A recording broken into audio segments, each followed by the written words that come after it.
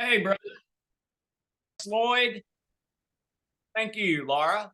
The gentleman on my right, as I'm looking at it, is Dr. Tim Adair, who I believe is the top practicing chiropractor in the world today, and many others believe that. In fact, I've heard from a number of you that since you've started coming to this and listen to these, you're in agreement with that as well, because you've been to your chiropractor and the experience was not anything like this, which I completely understand, because that's exactly what happened to me about 27 years ago. So welcome. Now, before we start tonight, we're going to start a little bit different because of the subject matter, okay?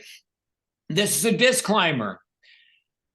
Do not do what we're about to talk to you about tonight unless you listen very, very, very carefully to our instructions, and especially the don't do this instructions. Or if you feel this happen, or if that happens, you need to change course, okay?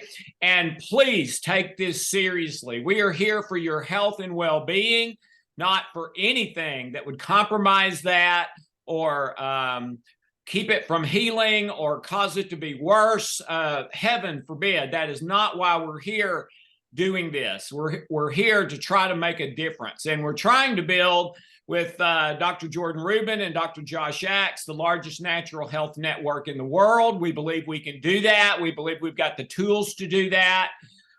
We are still building a foundation toward that, but we're getting closer and closer to the official launch, which has not happened yet. Now, this Zoom call has launched, but we're building a foundation. We're not to the regular weekly stuff yet. We're building a library, so to speak. So, again, for tonight, please do not attempt to do what we're going to talk to you about unless you've taken notes, are very clear on our instructions on how to do it and how not to do it. Okay. And we're going to be talking about different aspects of it, the physical, the chemical, the emotional, mental, as we try to always do. Dr. Tim is probably going to do, as he calls it, the heavy lifting on this one tonight, which I'm thrilled about because I love to listen to him. I learn so much every time. So, Tim, you want to take it away? Yeah, brother. First of all, I guess I'm going to duck the topic completely for a second, and we're going to talk about what we've always heard. And I just want to say this. In the World Health Organization, I think now they recognize, forgive me if this is not exactly right, it's about 196 countries. I don't know whose borders fell today, so that's about right. But the United States is still the top income in the world, but we're about the 40th healthiest. And so we're behind a number of countries that don't have indoor plumbing. So ladies and gentlemen, it's time to change. And so tonight, great news, everything we're telling you is free. So we're not selling you anything, you're not buying anything. This has the potential to be the best information for you to do a 180. If you're going the wrong way down the wrong road, you want to make a U-turn, that's a 180. Do a 180. This information, if you have autoimmune, if you have leaky gut, if you have allergies, if you have chronic fatigue, if you have pain syndromes, tonight is your 180. So we're going to arm you with the thing to win the war. This is your 180 night. Now, here's what we've always been told. We've always been told, and by the way, Alex, I'm going to go ahead and another disclaimer. If you don't like the word poop, you don't like to talk about bowel movements, you don't like to talk about indigestion, quit now. This is going to be a crappy conversation that we're going to have tonight. A down and dirty discussion. Yes, sir. But it's going to be grossly, maybe that's the best word, grossly beneficial to everybody. And I put a lot of time in trying to go through what's out there, what's misconceptions, and to the best of my ability, I really want to give you guys something that will serve up on a silver platter that will help almost all of you out there. But I want you to do it the right way and get all good and no bad. So here's what we think we know. We think we all need to get up and take a bunch of fiber to to have a proper bowel movement. Also, we know that everybody's taking probiotics and acidophilus and all these gut helpers, and that's good. And all those things for food supply need soluble fiber. And soluble fiber comes in your cruciferous vegetables and your leafy greens, and all that is, supposed to be good. And we have to have that. We can't live a day without that stuff. And I'm just going to tell you that's all. That's not all. That's partially incorrect. And so we'll try to be politically correct here, Alex. So now, Alex, have you had any experience, and you don't have to corrupt yourself or reveal anything you don't want to. Do you have any personal or knowledge close to you about the carnivore diet and bowel movements? I started the carnivore diet on Monday. I'm in my 4th day. Oh, congratulations. That's and it takes some discipline. So especially the first week, it's very difficult to do a burst on this. Okay, now what we've all been told is you poop because you have lots and lots and lots of fiber, and lots of fiber come from vegetables. How many vegetables have you had since Monday? 0. So how much? Well, then that means you hadn't had any fiber, right? Right. Except you're taking bunches of fiber every day, right? No.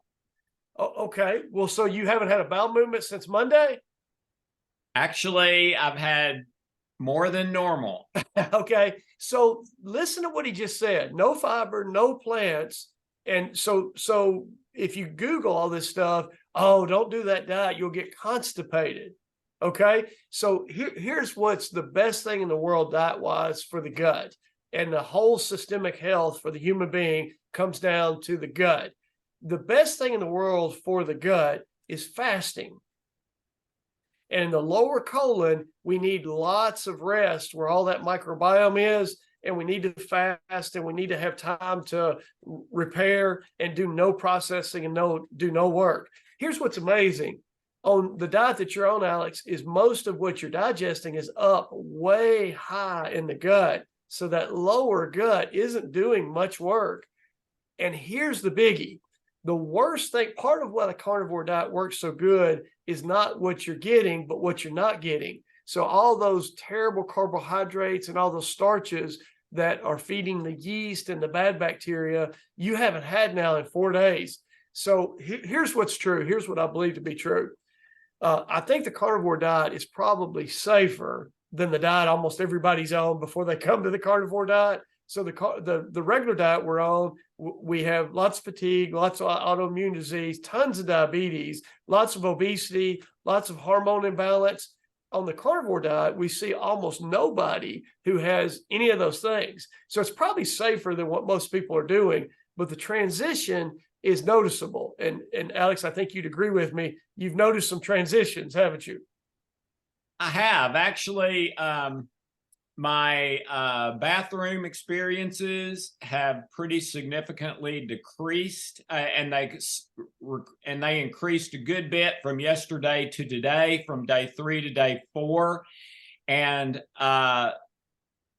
amazingly, my energy. I already had very good energy. People who say, 2 or 3 o'clock in the afternoon, I go down. Not me. I've got all day energy and have for years, but my energy has gone up significantly, and I've always slept good. Last night, Tim, I slept 10 hours. Oh, wow. And the alarm clock had to wake me up. I mean, I always sleep good, but maybe not that good. Well, brother, when do you heal? When you're sleeping and when you're not eating. Yeah. So that perfectly said. And then we talked about, like, one of the benefits of the carnivore diet is, Alex, I bet you're not charting your calories, but I bet you money, since you've got rid of carbohydrate, you've got rid of all the other things, I bet your calorie intake is lower, but you feel just as full. My wife and I were talking about that yesterday because Hope is doing it too. She's doing it with me. And I was talking to her yesterday when I was fixing my evening snack of right now, a hamburger with no bun, just the meat. And I was telling her it's time for me to eat a snack, but I'm not the least bit hungry. And typically by 5 o'clock in the afternoon, I'm very hungry. And so actually it's kind of weird that you said that, Tim, and I didn't know you were gonna say that, because we actually calculated. She immediately Googled the steak I had for lunch and how big it was, how many ounces. We went and looked at the package, how many ounces it was, and then the hamburger and how many ounces that was. And it was about 1,000 less calories than I've been eating every day for years. And I've been way less hungry. I mean, I felt full most of the day. The only time I don't feel full is not eating any breakfast at about 12 o'clock. And I am hungry then. But when it gets to the 4 and 5 o'clock time, I usually eat. And I wasn't today either. I'm not hungry, even though I've not had near as many calories as normal for me. So, brother, you're in ketosis right now, and you're breaking down what was on your storage shelf as a fuel source. Let me, and I know you know a lot, but let me just give you a little spin from my perspective. One of the things that makes this easier is keeping your fat to protein ratio about 2 to 1. And so, what we say is we've all been kind of misguided. Back in the 70s and 80s, they said that if we ate fat, we get fat. And when I was in college, undergrad, our biochemistry department in Nashville, you may remember this, Alex, you were here local. We had a guy at Vanderbilt who wrote a diet called the T factor diet. And he wanted you to count fat grams. You remember that? Dude. And he got a Nobel Prize because he fudged his data. And then they took his Nobel Prize back because they found out it wasn't actually, that wasn't why we got fat. And so all the sugar people loved it because they're like, no. Don't eat fat, have the sugar. And so people put more and more and more sugar into more carbohydrate. You can have hot dogs now and they'll add sugar to it because sugar is cheaper than meat. And so it tastes better. So you can literally find some brands of hot dogs in the grocery store with carbohydrate in them. Why would a hot dog have carbohydrate? Because they put it in there. And so it's hard to put sugar in everything. It's amazing. Yeah. Like sugar in bread. But now we're all becoming diabetic and obese, and we're 40th in the world in health when we take 70% of all the pharmaceuticals. So why in the world, if we're taking the most drugs, are we not the most healthy? So we gotta do a paradigm shift. But there are some things. Can I add something there? Please. My youngest son, George, who's 23, his favorite restaurant his whole life has been Subway. Oh. And he just recently, about 6 months ago, quit eating at Subway because he found out for the first time that there's so many grams of sugar that they put in their bread. That's why it tastes so good. And you know, he's trying to be healthy. So he's had to quit eating at his favorite restaurant because they put sugar in everything. Isn't that something? Okay, now we do have a list, and this goes back to where you started, Alex. So I guess I'll actually start right now with what you asked me to do. This is what I call. Can you read this? Yeah. This is my no-no list. Okay, so what do you have to know so you can say no to this diet? So when we have a person who does a carnivore diet, their protein uptake will go. Alex, you probably have more protein from Monday than you had the 3 weeks prior to Monday. Yeah, maybe 6 months. Okay, I've not eaten a lot of meat recently. Okay, so really high protein. Now here's the kicker: if a person had kidney disease, then that would really tax their kidneys. So we don't know. I'll be transparent. I don't know everything about the carnivore diet. This is probably going to be the worst question and answer ever, Alex. You're going to probably hear me say, and I'm very liberated about this. If I don't know, I will look at you guys and say, I don't know. And I'm completely comfortable with that. But I try my best to know the answer to the question. And I'm just limited by the knowledge that's out there by the carnivore diet. But if you have kidney disease, this is out. We don't know that it's okay for you. Now, here's the other thing. The only other thing that I think is kind of common, and this usually happens about week 4 or 5, where it's about time to stop anyway. If you get where all throughout the day, and Alex, I've warned you on this one. Am I there? Am I good? Yeah. Okay. If we get lots of belching and burping, and all throughout the day you feel distressed and you're while you're talking to people, and you feel that continual burping, you start to get C-shaped headaches from the base of the skull over your ear towards your eye. You feel nauseous. You have pain inside your right shoulder blade. Those are gallbladder symptoms. Okay. And if your gallbladder is not healthy, and you are radically changed to this carnivore diet, you might be pushing yourself. Other than kidney disease and gallbladder, the diet you're on is probably more dangerous than the carnivore diet. Okay. And so now, so that would be what we call the no-no list. And so if you know those, no, you can't do that. Now, there's a book that I want to give a couple authors that I've studied, lots of credit tonight. There's a book called The China Study, and it's the 2nd edition. So I want to put that up here. And yeah, how does that book? It's fantastic. Yeah. So this one is a must read. If you're going to read like 5 nutrition books in your life, 3, even maybe 2, this has got to be one of them. The guy who wrote this is like in his 80s. He's an Ivy League professor. And he basically said, hey, I wrote the 1st edition. I told you guys the best I knew at the time, but I was wrong about some stuff. And he kind of corrected himself. What a tremendous person can say I was wrong and come back and say, hey, here's the best of the best. But his name's Dr. Tom, I think it's Tom Campbell. And Dr. Campbell is a gift to humanity. Here's what he said. If you eat, the best thing in the world for you to eat is a plant. Now, that disagrees with everything we're talking about right now. But according to Dr. Campbell, and who knows if he's right, he says he's probably right. The best thing for you to eat is a plant. But if you'll eat a carnivore diet for 4 or 5 or 6 weeks, you will starve out all the bad stuff that you don't eat when you're on the carnivore diet. Won't feed all the bad gut bugs in your microbiome, and those bad guys will die out. Now, Dr. Campbell went on, right? I'm sorry. It kind of suffocates them, right?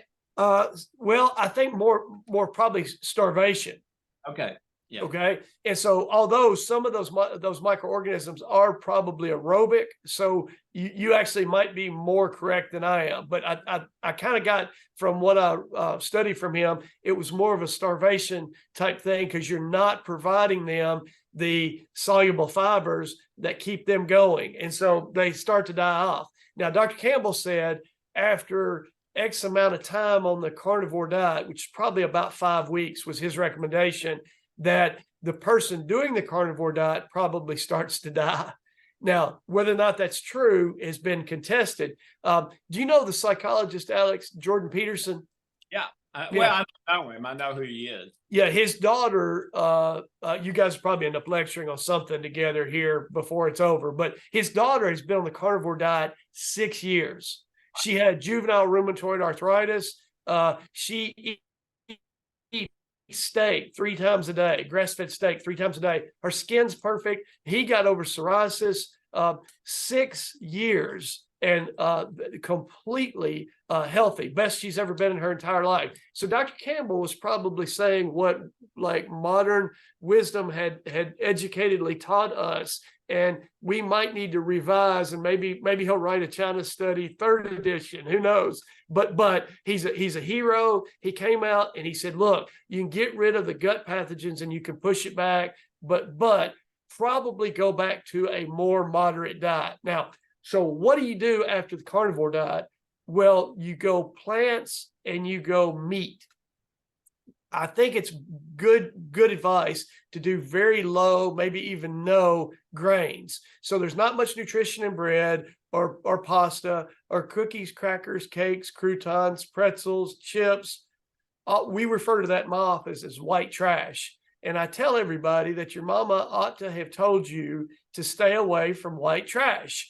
And so white trash will completely get the bad bacteria in the gut flourishing. And we want to literally just not feed that. So the longer we go on the good stuff, the quicker we go out with the bad stuff, and we start to rebuild our microbiome. So Alex, jump in here wherever you need to. And I want to give some people some tips and some things that just makes them much more successful on a carnivore program. And we're going to try to make this possible and doable for as many people as we can tonight.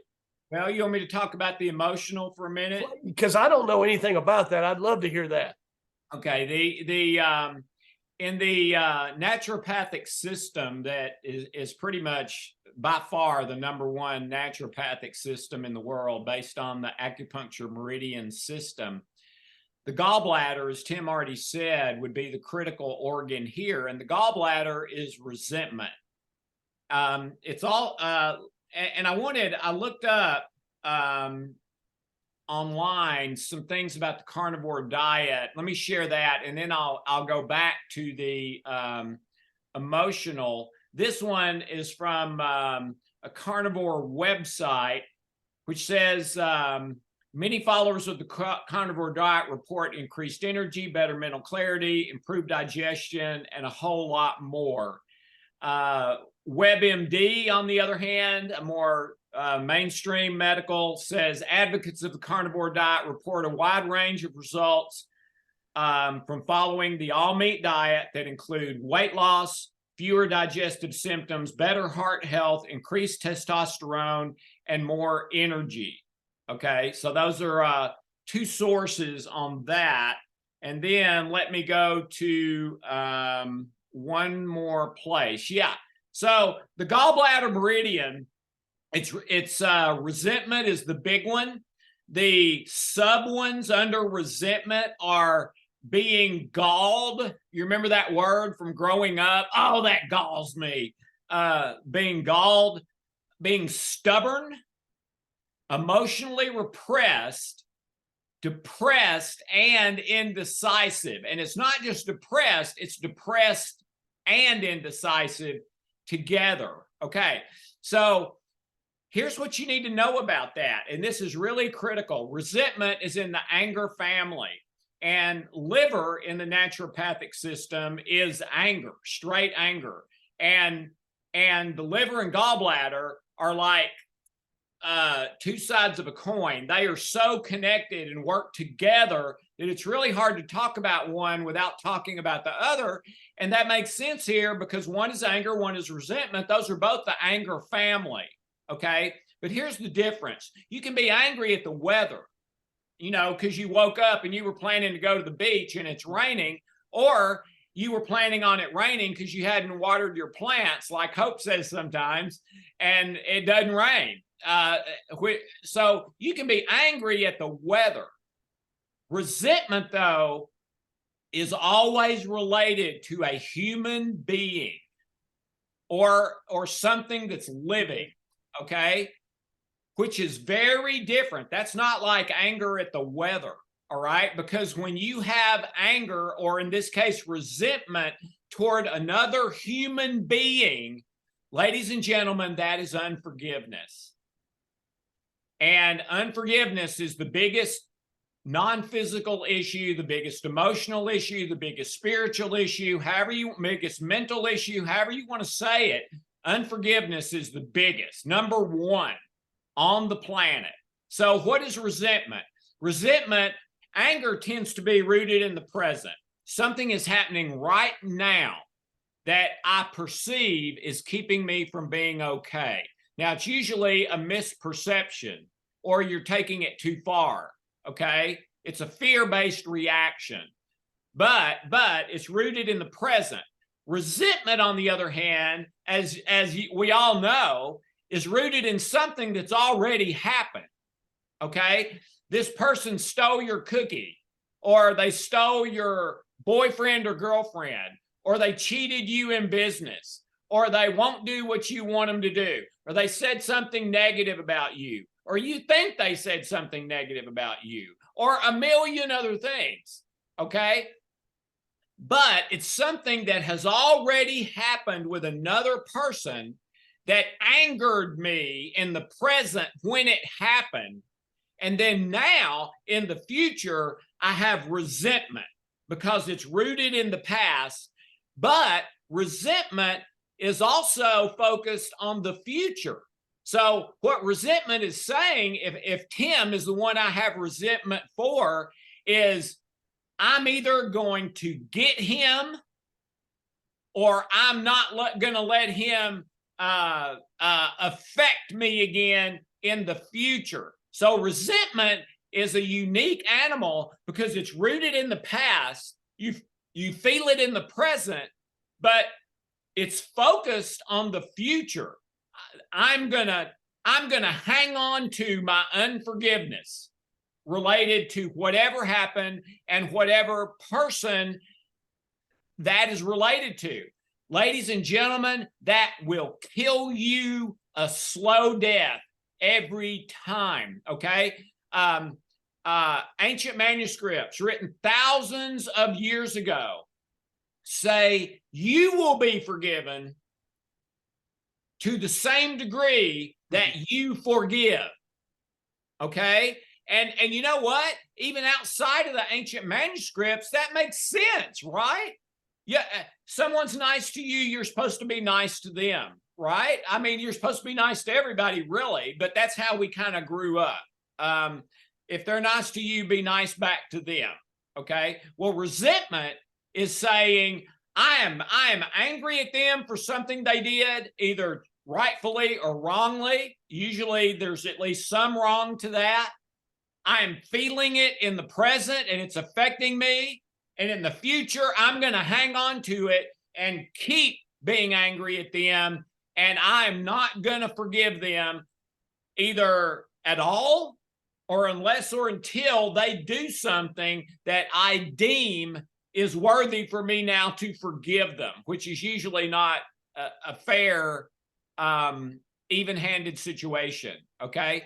So, and here's another huge part of it, and then I'll be quiet and turn it back to Tim. I mentioned this a couple, maybe 3 weeks ago. Wonderful research out of Harvard, done on the campus of Harvard by Dr. Dan Gilbert. He wrote a best-selling book called Stumbling into Happiness about this. You see him on TV commercials pretty regularly these days. I mean, major TV commercials, usually for insurance companies or banks. And the result of their study at Harvard was this, and this is Dr. Gilbert's words, not mine, direct quote. Expectations are a happiness killer, okay? And if you read the study, what he's talking about is if you're focused on something in the future that you do not have complete control over, and you certainly don't have complete control over the behavior of another human being, if you have an issue like that and you are not in stress, it will instantly put you into physiological stress. For how long, you ask? Great question. Glad you asked. For as long as you have that mindset, for as long as you're carrying that resentment and anger, for as long as you don't forgive them, you are creating your own stress, which is slow death. 95% of all illness and disease tied to stress, according to Stanford, according to the CDC. Okay? Well, resentment is an expectation emotion. I will not forgive them. I will not let that go unless, and for most people, unless never happens. Now, one last thing. I said if you're not in stress, it will put you in stress for as long as you continue to have that attitude or mindset. What if you're already in stress, which about 80% of us are, according to the research? If you're already in stress, it spikes your stress through the roof. And now that stress is to a whole nother level. Your immune system is further suppressed, And here come all those negative emotions because you're stressed. Okay. So resentment can be a silent killer. We think of anger being so much bigger of a deal. It's not. Resentment is maybe a bigger deal because it's always related to another person and usually to the biggest emotional issue that exists, unforgiveness. So let me tell you, you have unforgiveness towards somebody, and I've seen this over and over and over. And I'm thinking of one particular client I had who they had this resentment toward another person, unforgiveness based on something they had done. And all of a sudden on a Saturday morning, they fell on the ground. We rushed him to the hospital and they removed his gallbladder. Yeah. All right. Surprise, surprise. Not at all. So there you go, Tim. Yeah, brother. So I'm gonna get your 2 cents on this. So, I've worked with a ton of athletes, a lot of pro athletes, and I've referred some to you for peak performance that had obstacles. And a lot of sports is between the ears, and some of it includes the knee joints. And I'm real good at the knee joints, but I need you between the ears.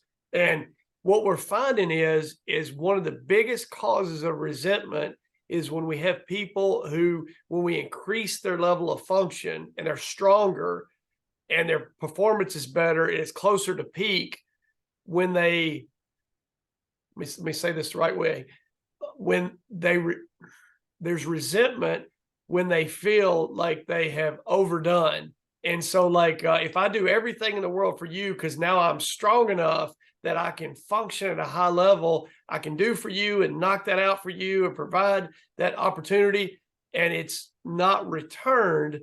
So there's like a over performance aspect to that. Would you comment on, would you give me some thoughts on that? Yeah, that's still expectation. That's still okay. I've rehabbed. I'm better. I'm going out here on the field or the court or the whatever it is, and I'm gonna perform. And man, I'm gonna perform great because I rehabbed just right, and that joint's better now. And that's still expectation. You're still spiking your own stress and making it more likely that you're going to have another injury or relapse the same one. Yeah. Okay. So Alex, what I want to do now is I talked about my no list. Right. I have one more list if you would allow me. And this is called the no go list. And so why in this world would you do a carnivore diet? Can we talk about that? Yeah. Okay. So if you have a Christmas party or a Thanksgiving gathering at your house, and they're still talking about what happened in the bathroom last Thanksgiving when you went in there and you told everybody afterwards, don't go in there. You believe me, you don't want to go in there.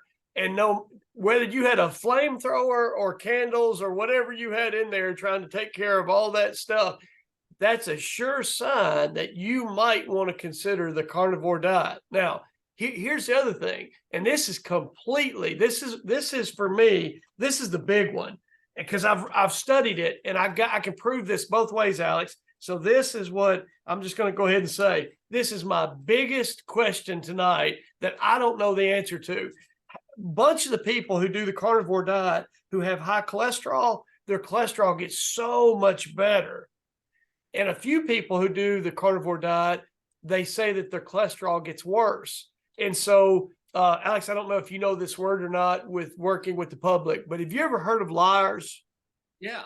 Yeah. So there's some out there, and I don't know who's telling the truth, who's not telling the truth. So I personally think that your cholesterol probably be higher from grains and white trash, because in my office, I take that away from people. And when they're not that word I just mentioned, and they come back and tell me they haven't eaten those things, their cholesterol nosedives. So I believe that to be really smart. Here's what I would just say. Share one thing on that. Please. Last time I went to my medical doctor about 6 months ago, and all my lipids and levels were great. He said, a college student might be jealous of my numbers, but so everything was great. but his sort of last words were, but you're getting older. And I would say the one thing that could change that is don't do too much white trash. So that was my MD. So that's a pretty good doc, Alex, because it used to be like, don't eat so much red meat.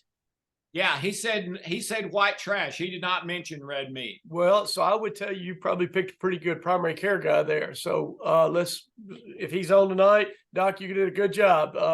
Well done. But you get my vote anyway. I don't know if that matters. But anyway, okay. So I would tell you probably good cholesterol, but if you're worried about it, just monitor it as you're going through this. Now, I also tell you, and I told everybody tonight when we started, we're going to talk about poop. Okay. So, Alex, I think I'm a martial arts guy. I love guns. I don't really hunt much. I don't hunt any, honestly, except at Kroger. But I do enjoy firearms. So everybody knows what a caliber is. So the bigger caliber of bullet, the bigger knockdown power. Well, so there's also a caliber of your bowel movement. And the bigger the bullet, not so good. So a lot of people who are distressed with firing, what should we say, Alex? Fire in the hole. So when we're having that problem and we want to decrease the caliber, that the carnivore diet is fantastic for that. Now, let me tell you about my last experience at Dr. Alex's house. I ring the doorbell. And after security cleared me, they let me in the front door. And so everything's beautiful. The carpet's beautiful. The furniture's beautiful. His family's beautiful. Even the dog's beautiful. But I'm going to pick on the dog. So there's this beautiful white carpet, and there's this really pretty white dog. And I didn't check the dog's butt, but I did look at the carpet. And I found out that there was no poop stains on the white carpet from the white dog. Is that true, Alex? That's correct. Yes, but if we let most of our roommates, not our dogs, not our cats, not our parrots, but if we let most of our roommates scoot naked after they came out of the bathroom productively on the white carpet, we would have to call the carpet cleaners. Okay. And so I refer to that as mud butt. So what we really want you guys to do is clean up afterwards and not be able to get the toilet paper dirty. I would tell you, I would like for you to take some money from your toilet paper account, and I would like for you to spend some of your toilet paper money on more grass-fed beef, on more fish, certainly on more eggs. And as we increase that protein and fat content, we're diminishing the mud butt. Okay. And now, Alex, that may not be true in the first 5 or 6 or 7 days. So you just don't respond here, and we'll leave you, we'll make this rhetorical. But after the initial bowel change on a more carnivore diet, we're having less mud butt. Now, here's the other thing. I'm not saying that it'll smell like roses when you come out of the bathroom, but that noxious smell, Alex, I'll go ahead and confess, I farted at your house.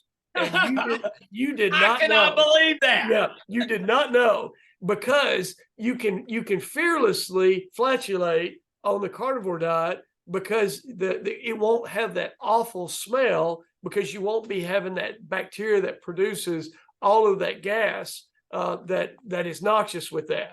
Okay? Yeah. Okay. So, and we'll have some people that might want to ask some questions on some of that later. So now here's the kicker. Irritable bowel, you do this. Any type of constipation, diarrhea, you do this. If you have acne, psoriasis, or eczema, you absolutely should consider doing this. If you have high sugar, we'll absolutely do this, because we're taking away all your sugar. So that's easy, right? So these are all the people who might consider doing the carnivore diet. Now, here's the next question. And I'm not talking about sirloin tips, although that'd work great. These are tips to make this work really good. Alex, you remember on one of our videos, I had a list of no matter what's? Yeah. Yeah. So one of my no matter what's on the carnivore diet is the same as my no matter what in just general health. You cannot get dehydrated. when you're eating salads and you're eating broccoli and you're eating celery and you're eating watermelon and you're eating all that stuff, you're getting a ton of fluid.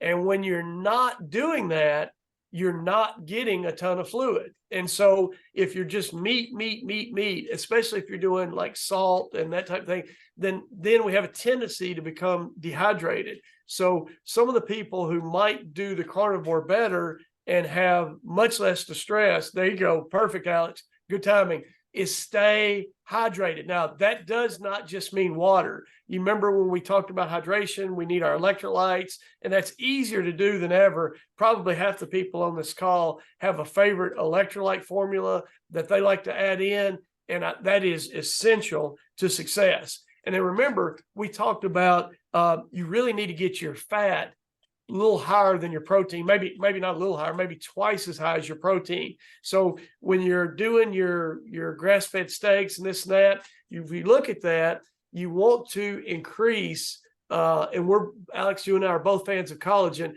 but one of the best sources of collagen is eggs, and pasteurized eggs are a great source of, so Alex, when you're having your steak day 4 or 5, it's getting kind of old, a little pat of pasteurized butter, an egg yolk on top of that, or you want to scramble it, whatever you want to do over medium, and crush that egg on top of that steak with a little butter, you have now graduated to carnivore 102, and you're doing it better, and it tastes fantastic. Have a couple of those.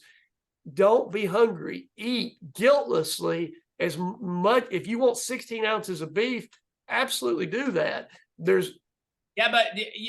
I think you'll be shocked, because what I've experienced is I'm full comfortably most of the time, even on lesser calories. So yeah. So Alex, if you decided to go on a 10-mile hike tomorrow, I would highly suggest putting a couple eggs on top of your steak with a little pat of butter, so you have all that ability and that prep work to be able to fuel yourself. Okay. And I don't want to give you advice that's fuelish, but we do need to be able to fuel our activities energy wise. And so, okay. Now, so fat, it's like butter, great. Eggs, fantastic. The little layer between the yolk of the egg and the egg white is full of collagen.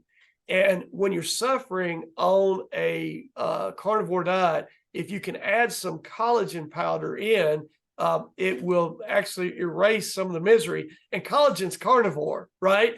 And when you're eating chicken, gnaw it down to the bone and eat the skin. That is collagen, okay? And then if there's a little bit of a hint of gristle in your ribeye, eat it. That's collagen. That's pure collagen that really helps people stay much more successful on the carnivore diet. And I remember, and this is for all the pretty ladies on here tonight, fat does not make you fat. Fat, let's go back. Fat makes you skinny. Here's why. So almost all of our hormones are made from fat.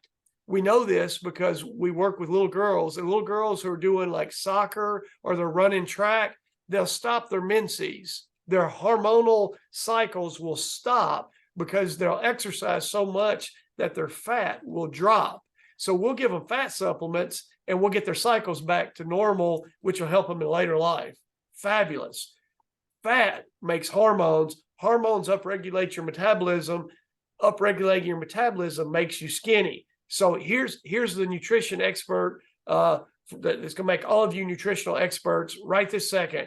Everybody say it with me. Carbs make me fat.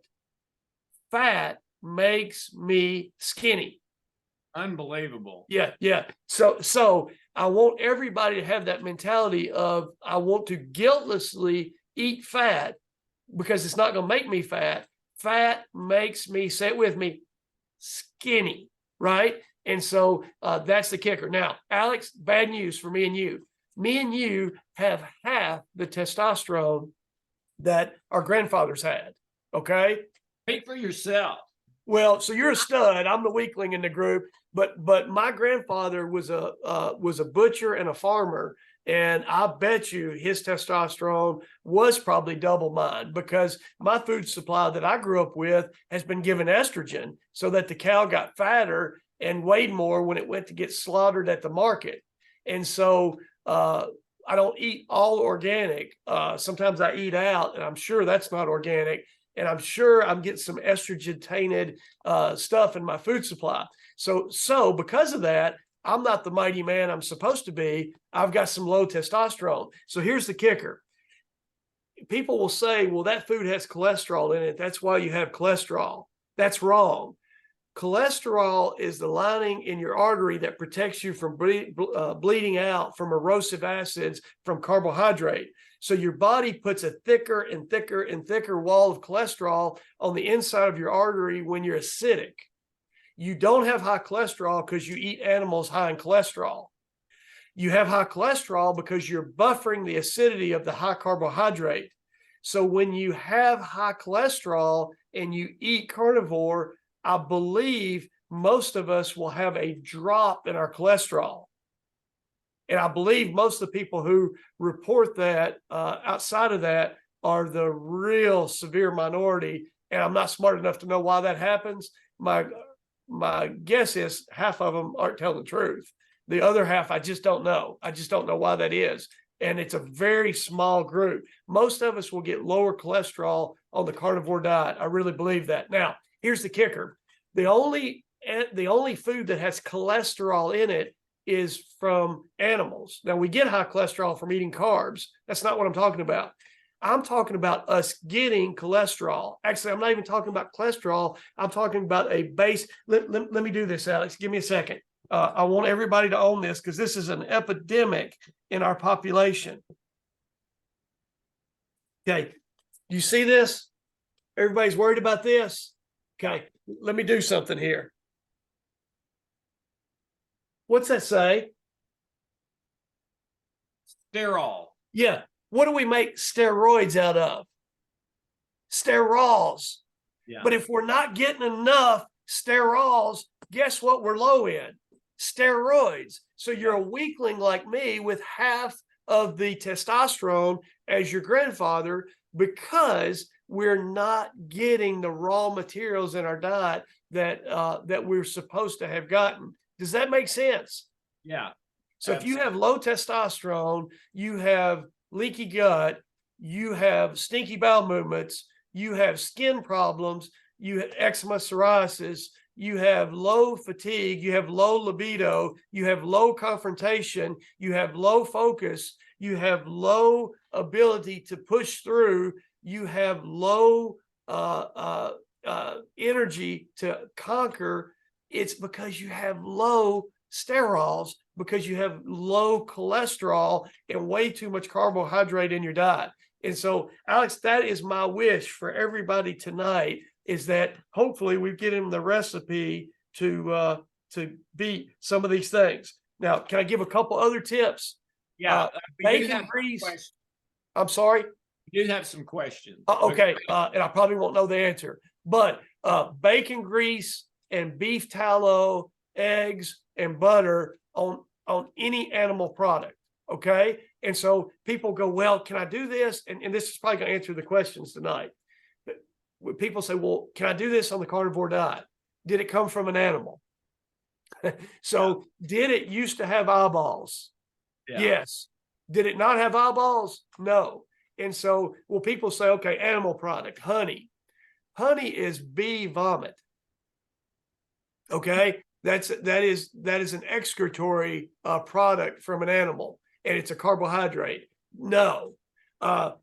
Milk. Well, no, because that's carbohydrate. So we're looking for fat and protein because we want to starve those gut pathogens. And so heavy cream is so much better than milk. That's the mentality. Butter, yes, because that's fat and protein. And so remember, carbohydrates make me proud, Alex. Carbohydrates make us fat, and fat makes us skinny. And so if we want to be studs like our grandfathers, We have got to get those proteins and fats up. And then after winding down here, after 4, 5, 6 weeks on the carnivore diet, and you've killed a bunch of those gut pathogens, your skin is clear, your energy is good, your hormone levels are good, your confrontation is good, your focus is good, your libido is good, your bloating is good, it smells like roses when you come out of the toilet. All of that is good. Then it's time to add back in our vegetables, our leafy greens, but probably try lifelong to limit your grains. And so grains for me are a monthly occurrence because I'm morally weak and I don't want to binge. So I allow myself a little and quite frankly, enjoy occasionally, very occasionally, maybe in not weekly, not bi-weekly settings. Alex, you've probably never seen me eat a grain. I may not. I don't think you have. But I think every year or two to have a piece of birthday cake's fine. But limit your grains. And remember, I told you my favorite rap song, "No Grains in the Membranes." So we want to do fat, protein, go back to vegetables about week 4 or 5, meat and vegetables, and watch how your health sparkles. And so, Alex, I hope that's beneficial. I put some effort into that, and I hope people are blessed by this and get over some things. And it's my wish for you guys, and taking what Dr. Alex said about some of that emotional stuff and resentment. I hope gathered with that tonight, you guys can do a 180 and go back in the right direction and really reset your health. So anyway, brother, I'm done, and I'll be happy to contribute in any way you think I can if anything comes up tonight. Okay, we've got a couple of questions here.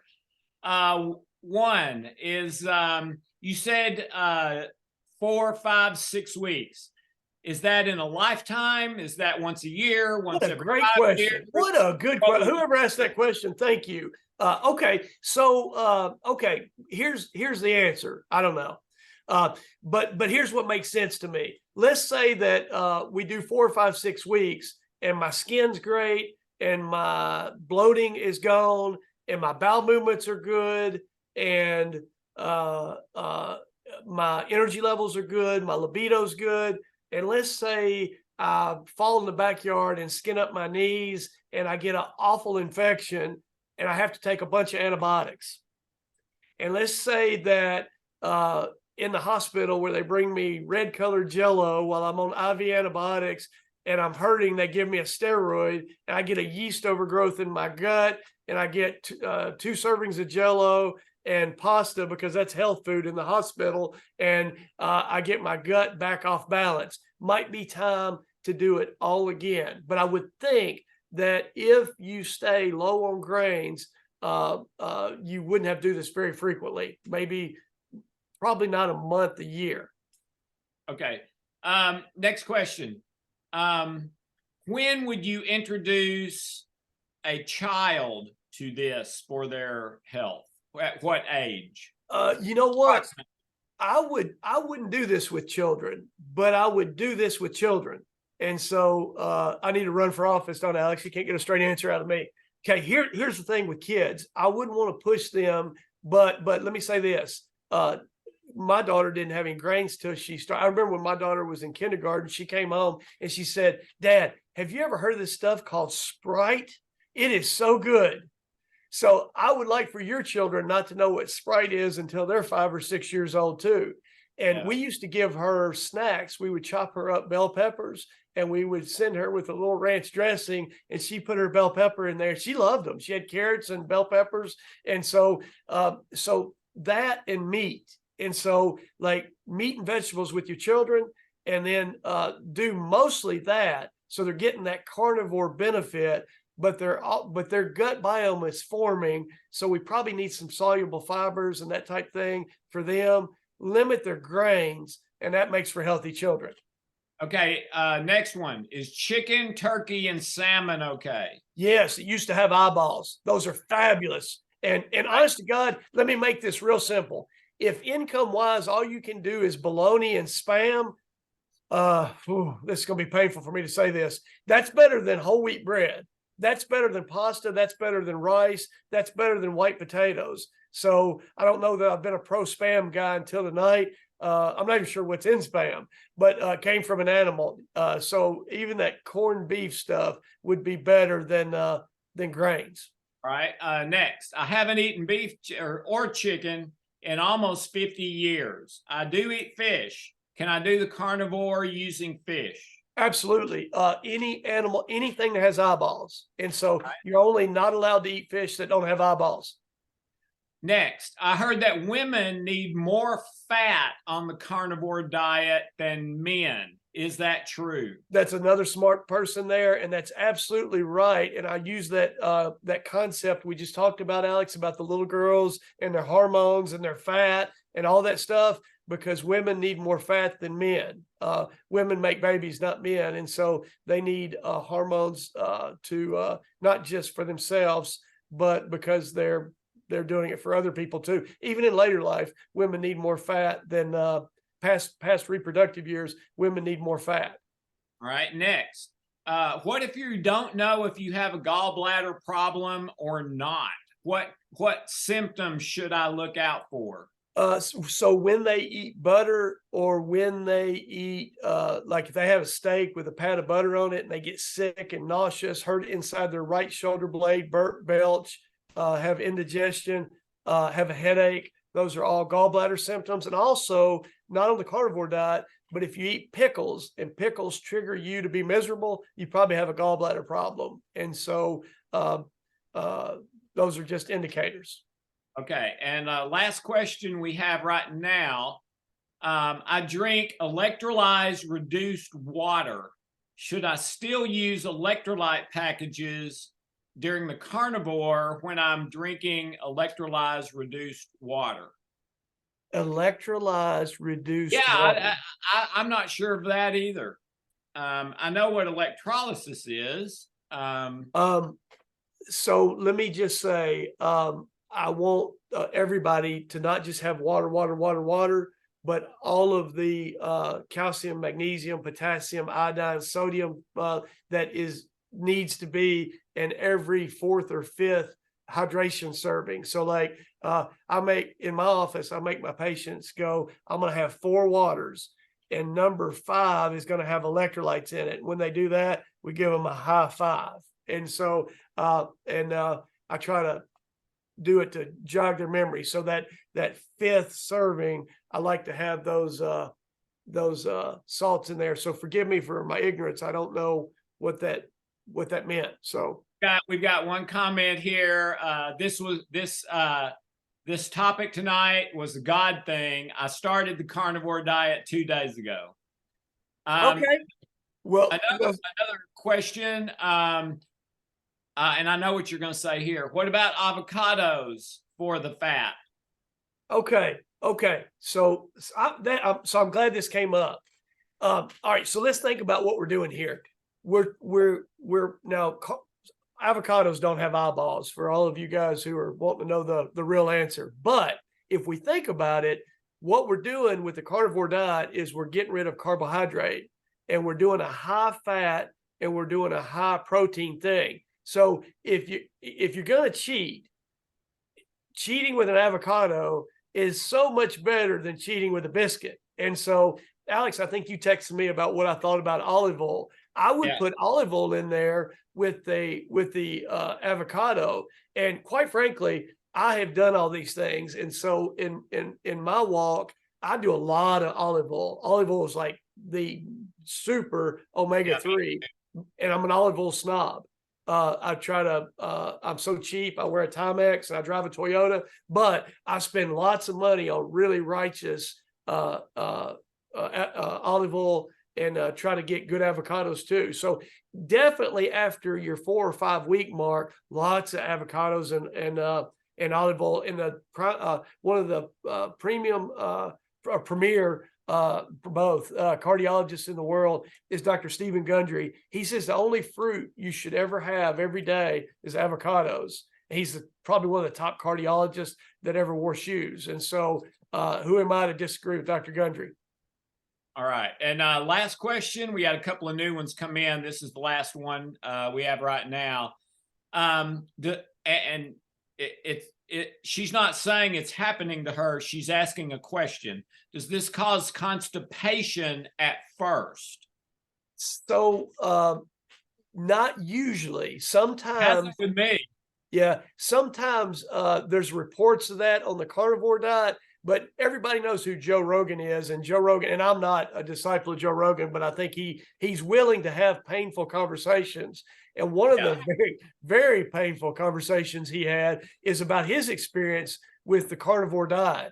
And his direct quote, and I'm not paraphrasing, his direct quote was, "Explosive is not a good enough word to explain what happened to me my first 10 or 14 days on the carnivore diet." But a few weeks after, he said, "I've never felt better." Go back and watch it. It's fantastic. And I probably watched 25 testimonials from prominent people on the carnivore diet. Jordan Peterson and his daughter and Joe Rogan, those are fabulous. And so as you're learning about that, and then I also like another doctor who talks about smart keto, Eric Berg.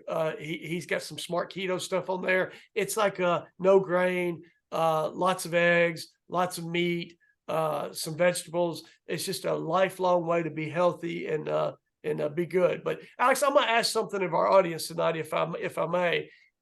Just real easy, and I don't want to put anybody to much work. If you feel like this has benefited you tonight and it's going to help you guys do the 180, you give us a little thumbs up or a Y for yes or whatever in the chat box. I really feel like most every human, if they do this, will make their life better and make their family better by implementing this. And I hope it's a blessing to you guys. And I want to encourage you to give it a little opportunity to bless you. And we've got hands raising. Yeah. Last thing, that's all the questions. In case you're wondering, everyone, Tim is having his office painted.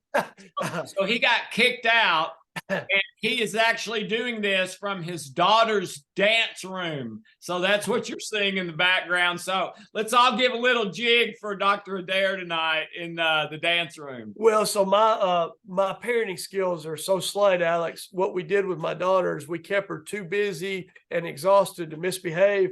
And so she's an artist. So she's painted everything in our house. And so when she was little, I bought her bunches and bunches of paint. And she just started doing murals everywhere. So I'll probably never be able to sell my house. One, because it's precious, probably only to me and my wife. And two, people would come in and want to paint this beige. And this was all my daughter's stuff when she was little bitty. And so and look, it even goes up to the ceiling.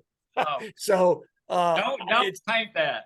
If two giants come in here, they're gonna have to whip me to get out a paintbrush. But it's precious to us, and it's where we live, so we like it. Yeah. Okay, we're 3 minutes over. Last words, Tim. So guys, I think I've kind of summed it up. Please go over that condition list and realize, and I'm a broken record. I know you guys wish I get some new material. Your systemic health is your gut health. And I really feel like most of the standard American diet, the acronym is SAD, S-A-D.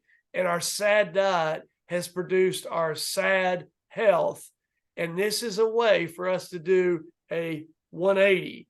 And I've got to come up with a good acronym about a GLAD diet. But I think we can go from SAD to GLAD by implementing this. And my last words is that everyone knows your emotional affects your physical, but also your physical affects your emotional. So try the carnivore diet under the instructions and warnings we've given you tonight. And what I'm going to tell you is watch that resentment and unforgiveness get better because of your diet. I know that sounds nuts, but I predict if you try it, that's what's going to happen. So that's it for me. Thank you, ladies and gentlemen. Thank you, Laura, for the tech in the background. You're awesome. Love you, Tim. Love you, everybody. Have a great week. Love you, brother. Thank you. Bye-bye. Bye, everybody.